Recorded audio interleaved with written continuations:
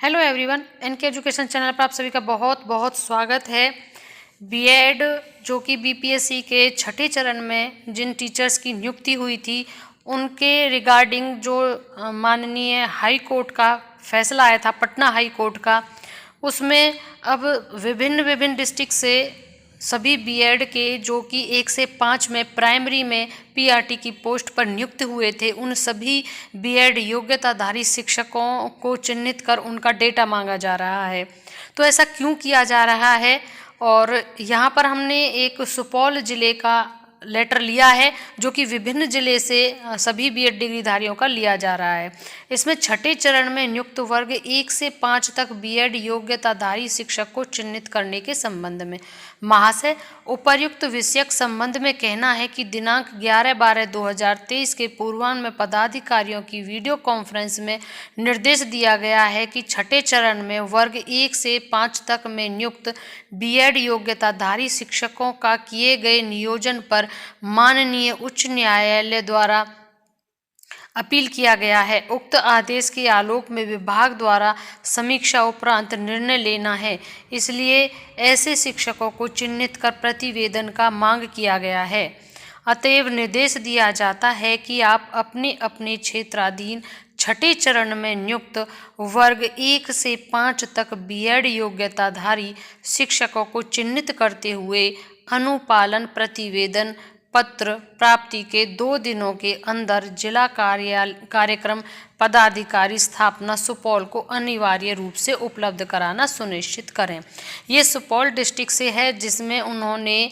छठे चरण में जो 1 से 5 तक की कक्षाओं के लिए पीआरटी की पोस्ट पर बीएड योग्यताधारियों का चयन किया गया था आज से लगभग 2 साल पहले, जिसमें अब उनको हटाने के आदेश आ गए हैं। बिल्कुल क्लियर आदेश हैं कि बीएड ऐसे बीएड योग्यताधारियों को उनकी उस पोस्ट से हटाया जाता है। अब ऐसे में जो बीएड अभ्यर्थी हैं वो कई बार हमें भी कमेंट करके पूछते हैं कि हमारे लेटर पे तो ऐसा, क्योंकि ये कहा जा रहा है कि ये जो भर्ती थी ये माननीय सर्वोच्च न्यायालय के अधीन थी, यानी कि उनके निर्णय के अधीन था पहले ही। लेकिन अब कमेंट करके भी और इधर से जो सोशल मीडिया के माध्यम से हमें कमेंट्स मिल रहे हैं उसमें सभी जो व्यूअर्स हैं वो ये पूछते हैं कि हमारे ज्वाइनिंग लेटर पर तो कहीं पर भी ऐसा नहीं लिखा हुआ है कि ये जो भर्ती थी ये माननीय सुप्रीम कोर्ट के अधीन है। लेकिन हम आपको बता दें वो लिखा या नहीं लिखा, जो भी कारण रहा हो, लेकिन जिस समय यह प्रक्रिया चल रही थी आपकी भर्ती की, उस समय यह पूर्ण रूप से पूरी प्रक्रिया माननीय सुप्रीम कोर्ट के निर्देश के, उनका जो निर्देश होगा उसके अधीन थी, यह स्पष्ट था। क्योंकि उस समय भी केस चला हुआ था, डीएलएड वाले थे, उनकी तरफ से भी केस था कि वहाँ पर वो ही योग्य हैं, तो उस इसलिए क्योंकि फिर उन्होंने बीएड वालों को ले लिया राज्य सरकार ने। तो ये माननीय कोर्ट ने पहले ही क्लियर कर दिया था कि हम भर्ती तो कर रहे हैं लेकिन हम माननीय सुप्रीम कोर्ट के निर्देश के अनुपालन के उसमें निर्देश के अधीन होंगी। अब जो पटना हाई कोर्ट है ये तो आप भी जानते हैं कि जो हाई कोर्ट है वो माननीय सुप्रीम कोर्ट के आदेश की अवहेलना नहीं कर सकता। तो पटना हाई कोर्ट के तो वैसे भी हाथ बंधे हुए हैं और सरकार के भी, क्योंकि सुप्रीम कोर्ट से बड़ा कोई नहीं होता। जब उन्हीं का जजमेंट बीएड के जो दो इसमें आए हुए थे पीआरटी की पोस्ट पर, उनके लिए है ही नहीं, उनको वहाँ से पोस्ट से हटाने के लिए उसमें साफ क्लियर कर दिया गया है, उनको योग्य नहीं माना गया है। तो अब इसमें पटना हाई कोर्ट भी मजबूर है और राज्य सरकार भी मजबूर है, क्योंकि अगर वो उनके आदेश का अनुपालन नहीं करते हैं तो यह उनके आदेश की अवहेलना मानी जाएगी, जो कि ना ही पटना हाई कोर्ट कर सकता है ना ही राज्य सरकार कर सकती है। अब इसमें एक रास्ता यही बचता है कि जितने भी बीएड योग्यताधारी हैं वो सभी, क्योंकि अगर वो पटना हाई कोर्ट में अपील करते हैं तो ये राज्य सरकार के खिलाफ जाएगा, क्योंकि इसमें ये आएगा कि जब पटना हाई कोर्ट तो अपनी तरफ से कोई डिसीजन ले ही नहीं सकते, जब माननीय सुप्रीम कोर्ट का फैसला आ गया तो फिर भी वहाँ पर याचिकाएं क्यों जा रही हैं, तो ये एक अवहेलना होगी। तो इसमें यही हो सकता है कि जो बीएड अभ्यर्थी हैं वो सीधा ही माननीय सुप्रीम कोर्ट के पास जाएं, एक अपील की जा सकती है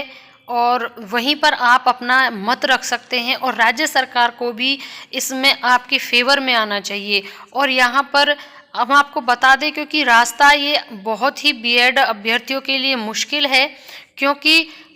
अगर उसमें पहले से ही इस भर्ती की जब प्रक्रिया चल रही थी, अगर ऐसा कहीं नहीं लिखा होता कि माननीय सुप्रीम कोर्ट के अधीन इसका फैसला होगा, तो आपकी जो राह थी वो आसान हो सकती थी। लेकिन अब पहले से ही उसमें ये चीज़ क्लियर कर दी गई कि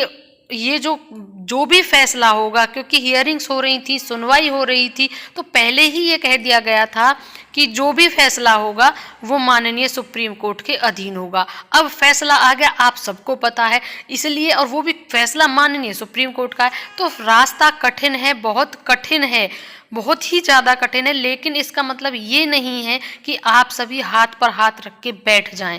आप सभी को एकजुट होकर अपनी बात रखनी होगी, क्योंकि आपको 2 वर्ष हो गए हैं सेवा में, तो कोई ना कोई रास्ता निकलेगा। अपील रिक्वेस्ट से आप इस चीज़ को ऐसे ही रखकर ना बैठें, मेरा तो यही मानना है। रास्ते कठिन होते ही हैं, और बहुत से इनमें अभ्यर्थी ऐसे भी होंगे जिन्होंने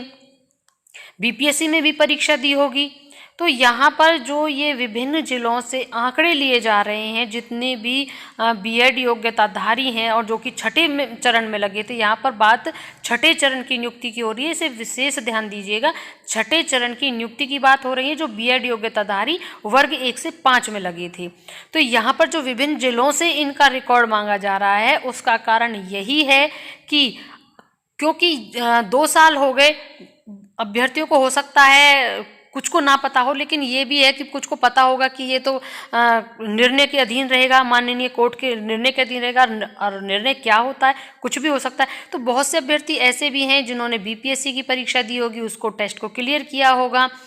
इधर और आसपास के जो राज्य हैं उनमें भी उन्होंने हो सकता है चले गए हो, कोई टीजीटी की पोस्ट पे चला गया हो, कोई पीजीटी की पोस्ट पे चला गया हो, और किसी ने अभी ये जो चरणों में वैकेंसी निकली है 7वें चरण में ले लिया हो। तो हो सकता है कि अब उनमें से पहले 22,000 के ये बताए जा रहे हैं बीएड, लेकिन अब कितनी संख्या इनकी शेष बची है, ये कारण हो सकता है। वीडियो को अंत तक देखने के लिए थैंक यू एंड